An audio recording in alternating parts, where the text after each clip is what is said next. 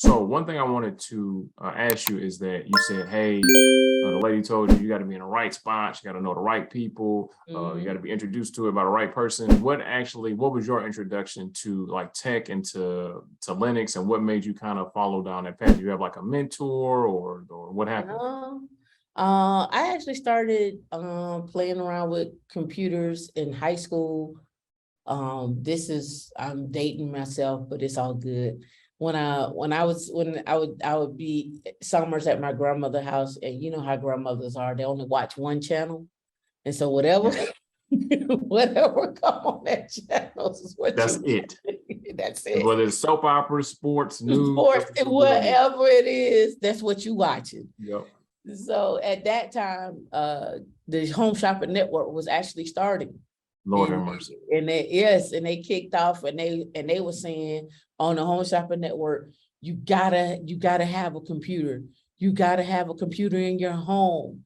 And we had computers at school, and I was like, they have them at school, so we gotta have one at home if I want to, if I really want to pass my classes and stuff and write all my essays, I gotta have a computer. So I called my dad. Long story about that. I called my dad and I said, Dad, I need to have a computer at home. And he was like, well, how much it costs? I said, they say online, well, not online, but on TV, they say if you pay $14 a week, I could have a computer. It's only $14. Forever. he was like, but they got to do a credit check. I was like, I don't know what that is, but you should go look into it. Here's the number to call. And I was like, you can figure it out. Let me know. Right.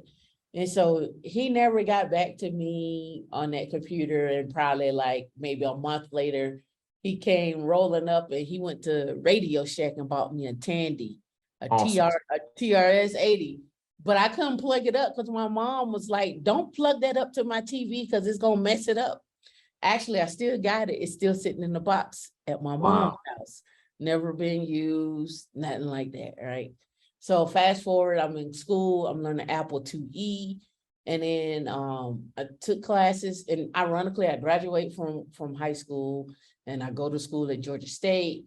And I'm partying in Atlanta because it's Freaknet, it's the it's Freaknet era, it's Club 112, it's all the clubs. This is what we do. We're traveling back and forth to cities. It is what it is.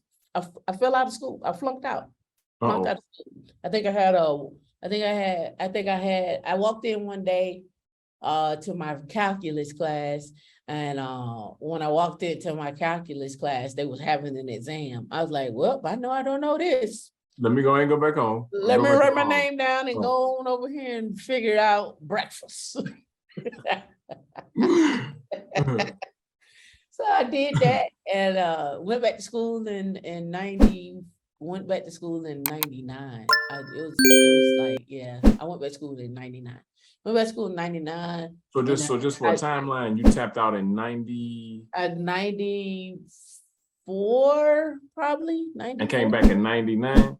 And came back in 99. What were you doing in the interim? Like, what made you kind of? I was working at General Motors. Okay.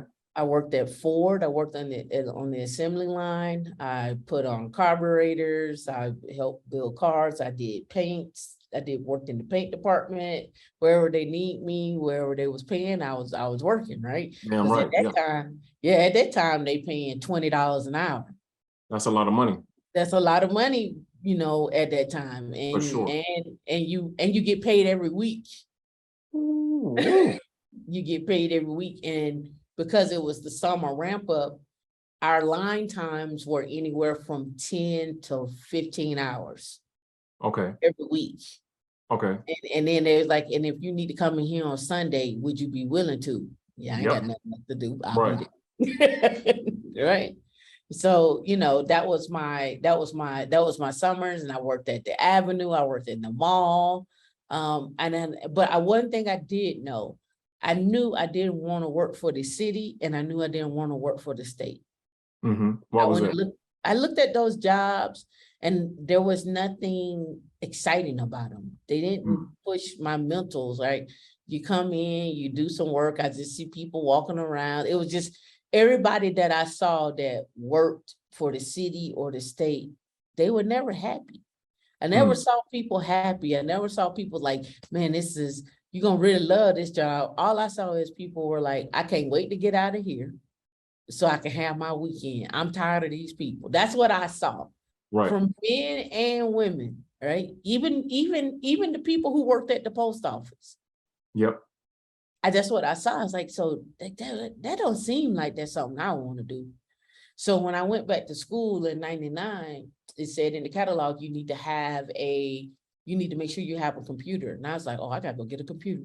Right. So I went and got a computer, and that computer then changed from 93 to 99, right?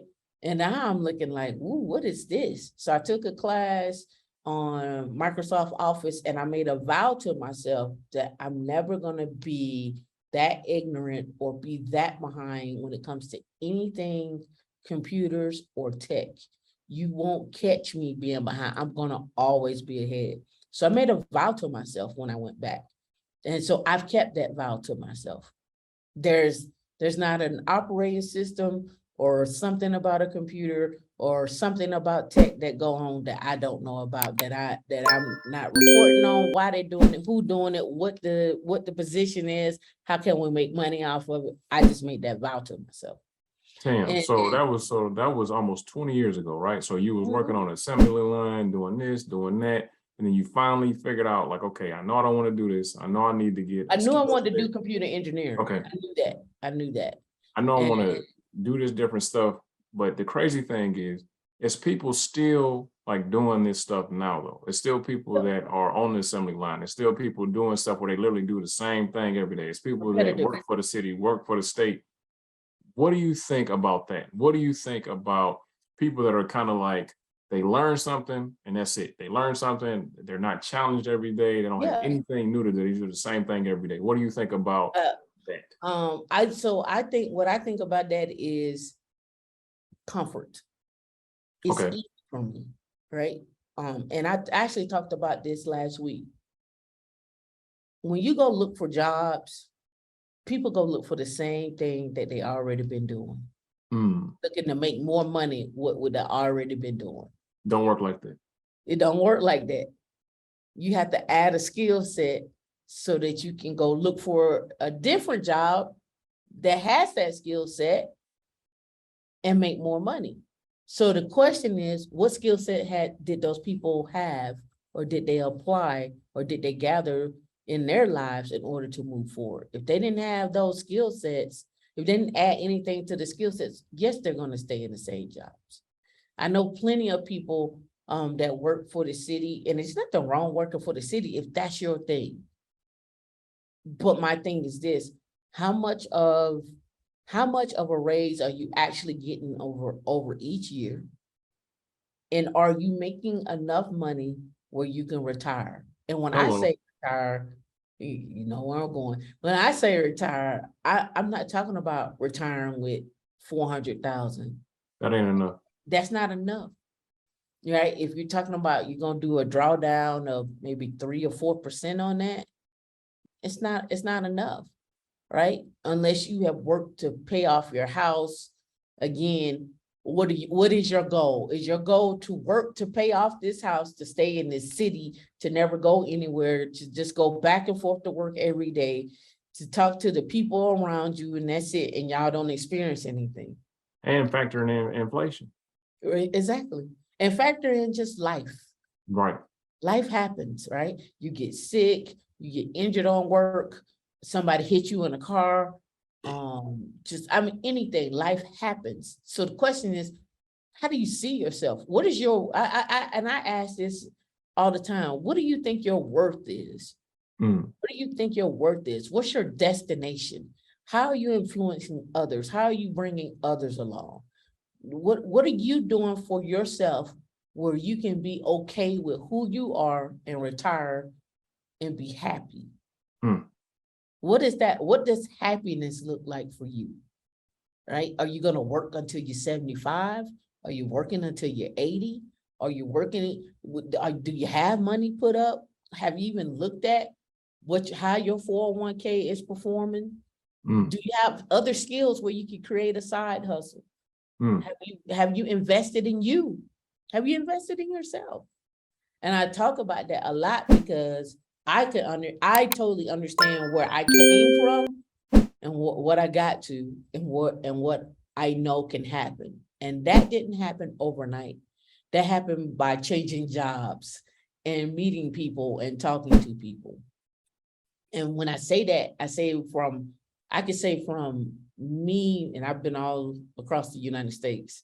When I moved from the DMV to Florida, and I went to the job the very first day, I pulled into the parking lot, and I was driving my Ford Explorer, and I got that Ford Explorer, and I was like, I'm gonna have this for 10 years. Mm. That's what I said. And I drove into the parking lot. And the very first day when I drove into the parking lot, I saw an RV, I saw a horse coach, I saw a boat, I saw 3 or 4 Mercedes, I saw a Maserati, I saw Porsches, Mm-hmm. then I saw regular cars and so forth. When I went into the office, and of course I was the only Black person in the whole office. I'm probably the first Black person they ever hired, really. So I went into the office, and I had my door open to where I was working at, and I could hear conversations down the hallway. Well, this weekend, we're gonna take the boat out, and we're going fishing, or we're going fly fishing, and we have another boat that we're renting out. We have a timeshare that we have. I have a condo that Different level conversations. I just bought another condo, and we got some people going in. I just bought a house, and we're gonna rent that out. Hey, I just bought another car, but I turned around and I'm flipping cars now. Oh, I got my pilot's license, and we're building a plane. Damn. And then I also fly on the weekend as a pilot. I actually I'm into drones, but I do pictures. I go out on the weekend and do weddings and so forth and so on. Oh, my wife is a lawyer. And we had like 6 or 7 couples that worked in the building. Like they were couples that worked in the building. Yeah, this weekend, me and my wife are taking a group of people on a hiking trip, this, that, and other, and we charge blah, blah, blah, blah, blah. So I was like, okay, so you do other things, you don't just work. Right. You have other things, you're making your money here in tech, and you're going to buy assets or creating other streams of income. Let's stop right there, please. Please, let's stop right there. All right, so gang, Tam just brought up something super, super, super, super significant.